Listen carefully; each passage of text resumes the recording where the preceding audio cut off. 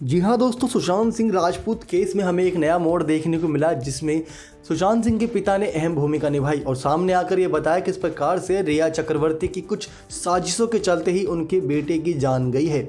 आप सभी को बता दें, आपको याद होगा कि किस प्रकार से रिया चक्रवर्ती जब काफ़ी बदनामी महसूस कर रही थी और काफ़ी ज़्यादा लोग उन्हें भला बुरा कह रहे थे, तो ऐसे में सामने आकर उन्होंने ही सीबीआई जाँच की मांग की थी।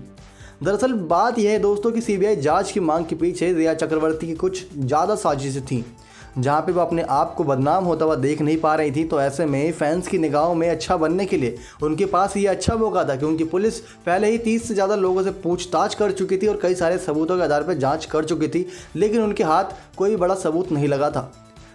तो इसी वजह से खबरों के मुताबिक ये बताया जा रहा है, जब रिया चक्रवर्ती ये सारी चाल समझ गई कि मुंबई पुलिस के हाथ कोई बड़ा सबूत नहीं लगा है, तो ऐसे में जब सीबीआई जांच होगी तो सीबीआई जांच ज़्यादातर पुलिस जो भी सबूत मिले हैं उनके आधार पर ही जांच करेगी।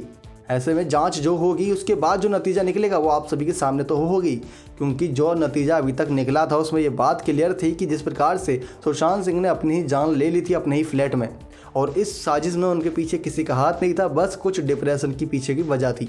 लेकिन कहीं ना कहीं रिया चक्रवर्ती की ज़्यादा साजिशें थी, जहां पर उनकी बड़ी बड़ी गलतियां सामने आती हुई दिखाई दे रही हैं।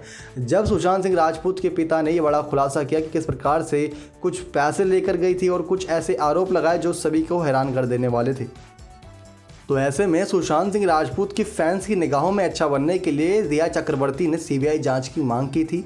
साथ ही साथ वो ये जान चुकी थी कि सीबीआई जांच से ज़्यादा कुछ केस में निकलेगा नहीं, जहां पूछताछ 130 से प्लस लोगों से हो चुकी है। तो ऐसे में उन्होंने सीबीआई जांच का सपोर्ट कर दिया था, लेकिन अब अपनी ही साजिशों में फंस चुके हैं, जहां पर सुशांत सिंह के पिता ने ही उन पर केस दर्ज करा दिया। तो अब अपने बचाव के लिए वकील हायर कर रही हैं, सुप्रीम कोर्ट तक जा रही हैं। देखना बेहद दिलचस्प होगा अपने आप को बेगुनाह कैसे साबित कर पाती हैं रिया चक्रवर्ती। लेकिन जितने भी अभी तक सुशांत सिंह के पिता के आरोप लगे हैं, अंकिता लोखंडे के बयान दर्ज हुए हैं और सुशांत सिंह की बहन के आरोप लगे हैं, उन सभी को देखते हुए ये लग रहा है कि रिया चक्रवर्ती कहीं ना कहीं रियल कल्प्रिट है सुशांत सिंह के केस में।